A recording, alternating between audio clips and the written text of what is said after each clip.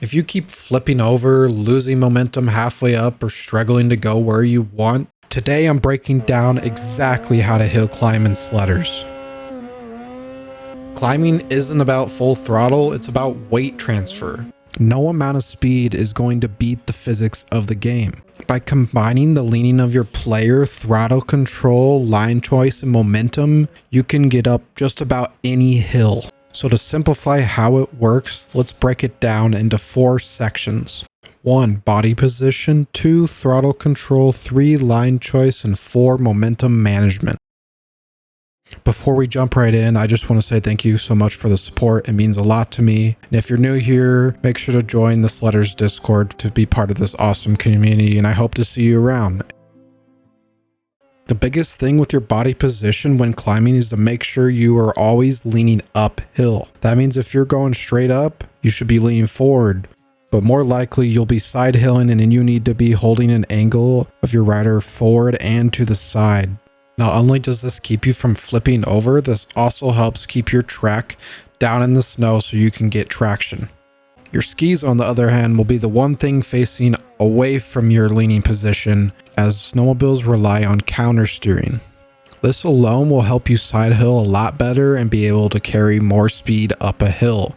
But body position alone is not everything, but it is a fundamental of throttle control, our next section.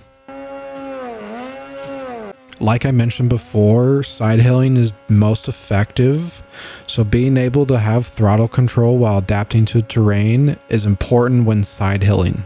The best way to understand throttle control is more on flat ground. When you're coming up over a lip, you want to let off your gas a little bit and lean forward more, and as you're coming into a dip, you want to lean back and give it more gas, as to kind of keep your track with the best contact on the ground. If you take that and apply it onto a side hill, the same thing applies with the terrain as you're going sideways on the hill. Now that probably sounds easy until you make one little mistake and you get yourself stuck in a dip, or you give it way too much throttle over a lip of a hill and you flip over backwards. So give it some time and feel it out, and before you know it, with a bit of practice, you'll be able to have good throttle control combined with your body positioning. Now that you have a sense of how to control your snowmobile, both with your body positioning and throttle, let's get into your line choices. You're probably thinking, why does my line choice matter? I should just go straight up the hill. Well, like I mentioned before, no amount of throttle is going to get you straight up a hill. It's just simply too steep in most cases. You're going to have to build out a line that involves side hilling back and forth, or maybe you start really far down and you side hill one direction. This might even take a bit of time of scouting with the drone, watching out for obstacles, looking for where the trees are, looking where hills and bumps are, and being aware of any dips that might happen on the way up. But I can assure you, as someone who scouts out all my hill climbs and spends a lot of time practicing getting the perfect line, it is no easy task getting up a hill climb you want to do. So next time you see some impossible hill climb, break it down into sections and manageable pieces, and you'll be able to tackle just about any hill climb just as you see others. Now that you can go where you want and have the line of your choice, now we can think about your momentum management. And if you have a good line scouted out, this part will be quite easy. Momentum management is basically using space to gain momentum and carry it into the next steep section. If you get really good at this, you can actually get up a hill much quicker than having to side hill all the way up. That is, of course, if you have been practicing that body position, throttle control, and line choice. Otherwise, keeping momentum is going to be quite difficult. This is another reason I say to break your hill climbs into sections, because if you want to practice a certain section, it's good to have a good wide open space if you're trying to practice that section. Otherwise, you're not going to have the momentum to be practicing it.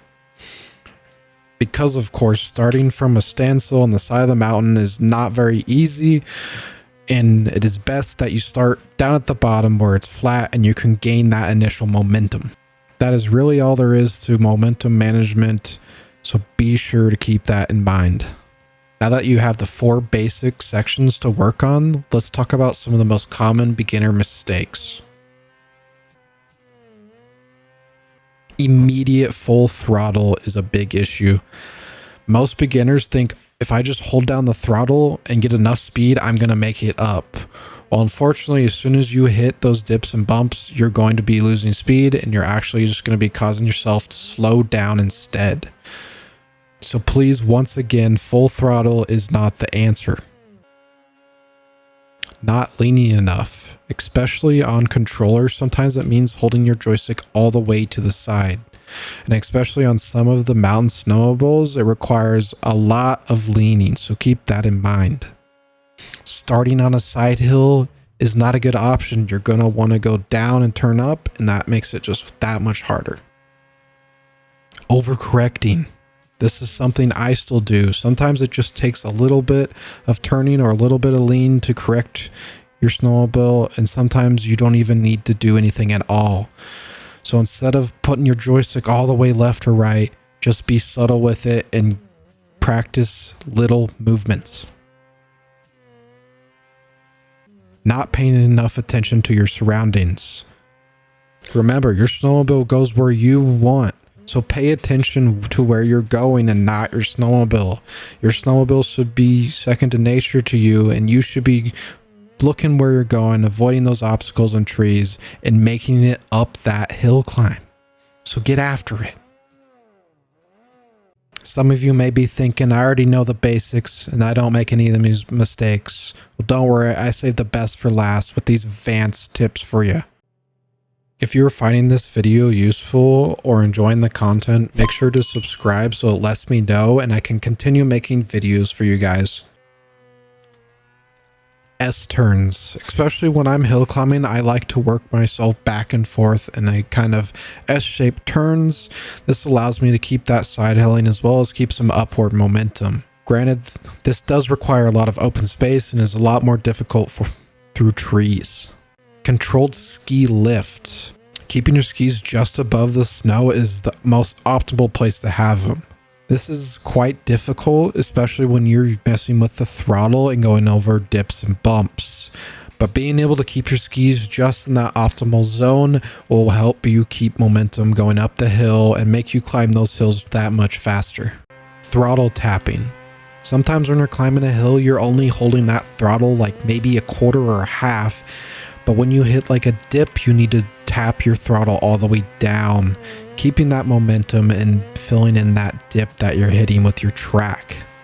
This is especially useful when you're in very rocky or bumpy areas, like that of the more difficult maps. Side hill recovering. Sometimes you just don't quite have enough momentum or you just can't make a gap and you have to drop down and recover. Being able to drop down and recover back up the hill not only saves your hill climbs, but it's extremely useful for continuing to ride anywhere you want on the maps. That's going to do it for this video on hill climbing. If this helped you land a climb you couldn't before, drop a comment down below of what map you hit that on. And if you have any tips to share with others, make sure to drop that down below as well. But I will see you in the next one. You have a wonderful rest of your day.